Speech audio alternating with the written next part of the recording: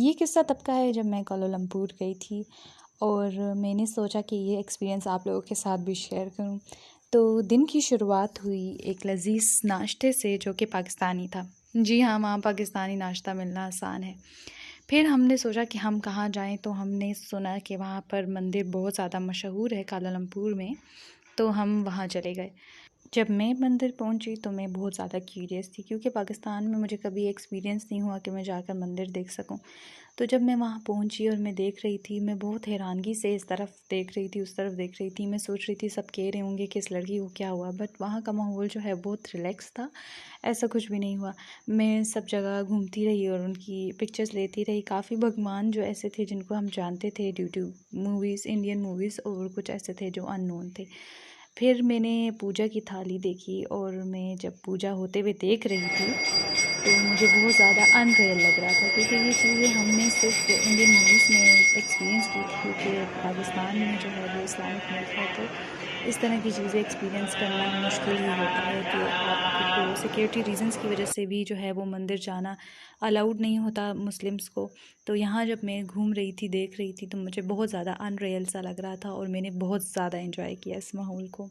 और ये मंदिर निहायत ही बड़ा था, यानी हम सिर्फ ये नहीं कह सकते कि यहाँ पर हनुमान का मंदिर था, ये शिव का मंदिर था।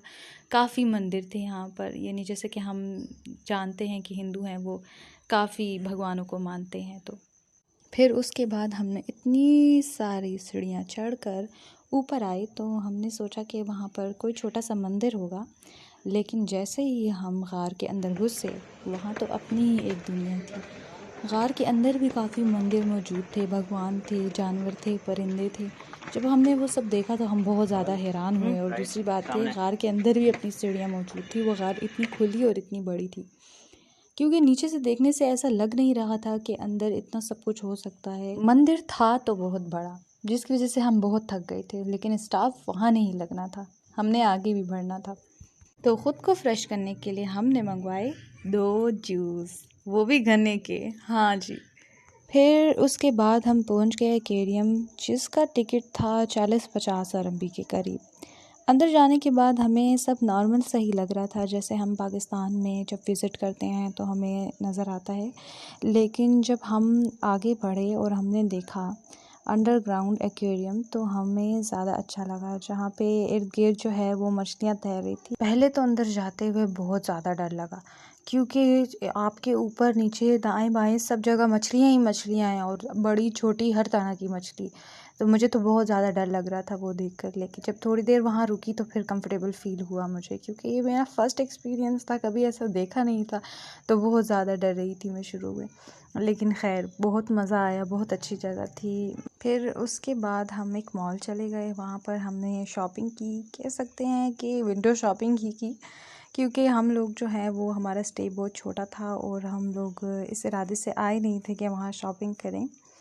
तो हमने खाना खाया और फिर खाने के बाद आइसक्रीम जो थी वो एक्स्ट्रा ऑर्डिनरी अच्छी थी। साथ ही में मैं ये बात ज़रूर ऐड करना चाहूँगी कि वहाँ की मसाजिद मलेशिया की बहुत ज़्यादा खूबसूरत थी, साफ़ और ख़ूबसूरत।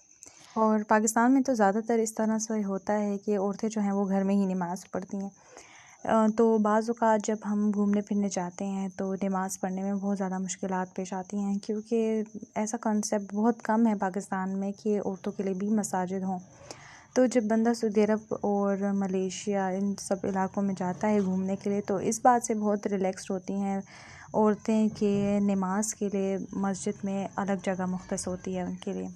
वहाँ ज़्यादातर औरतें जो हैं वो वेस्टर्न ड्रेस पहनती हैं हिजाब के साथ, तो इसलिए वहाँ मस्जिद में गाउन भी मौजूद होता है। तो ये था मेरा एक दिन कोलालमपुर में। I hope you like the video.